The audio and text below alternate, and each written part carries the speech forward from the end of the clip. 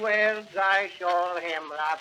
About a week ago, Sarah Ann Martin was took down sick with a fever, and Nancy had to go down and take care on her, she being a widow woman, and I had to stay home and keep house. Well, Cindy Lawson come over to go down with Nancy and left her boy with me to take care on, and Nancy said, now, Joshua, the bread is set to rise and the churning's all ready to do, and don't let the soft soap boil over, and keep your eye on the smokehouse and don't let it catch fire, and I guess maybe speckled hen will hatch today, and I wouldn't wonder if the bees didn't swarm, and Joshua, don't you let Cindy's boy fall in the well nor nothing.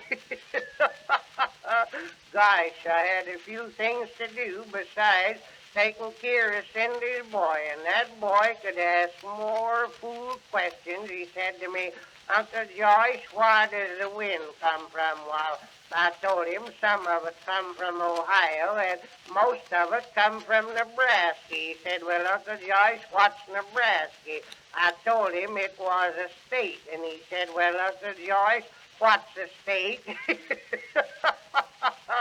Well, I took off my coat and vest and pinned one of Nancy's aprons on me, and I hadn't took more than a dozen steps when I tripped and fell down over that darned apron, and my head hit the stove, made my nose bleed, and knocked down the stovepipe, and the soot went all over the bread, and just as I was getting things straightened out, that boy said to me, Uncle Joyce, does the Lord know everything? I told him I calculated is how the Lord did. He said, well, then, the Lord knows I'm hungry, don't he? Well, I give him some bread and butter and put applesauce on it, and I started in to do the churning. Well, I churned quite a spell, and I looked in the churn to see if the butter was coming, and my spectacles fell off, and the churn dasher broke 'em, and while I was trying to fish 'em out, my plug of tobacco fell in the churn and spiled the cream. Well, I wouldn't have cared, but I didn't have any more tobacco.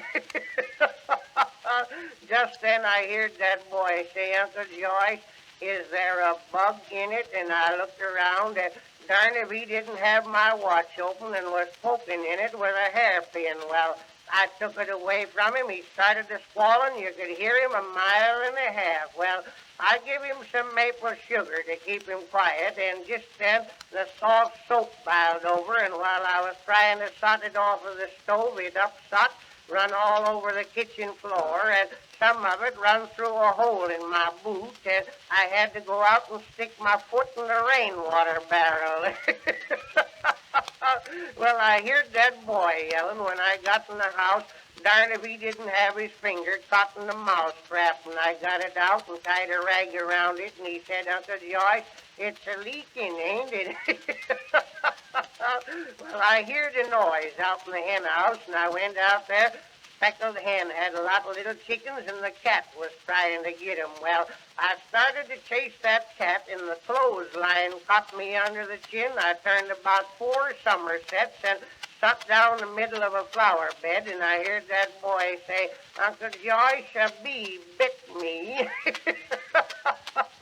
I looked around, darn of them bees hadn't swarmed, and while I was trying to hive 'em, they got all over me, and while I was fighting 'em off, that boy fell in the wash tub, and the smokehouse caught fire, and fire department turned out, and when I come to, Cindy said I'd been abusing her boy, and Nancy said, a woman can't leave home a minute. Men are such helpless critters.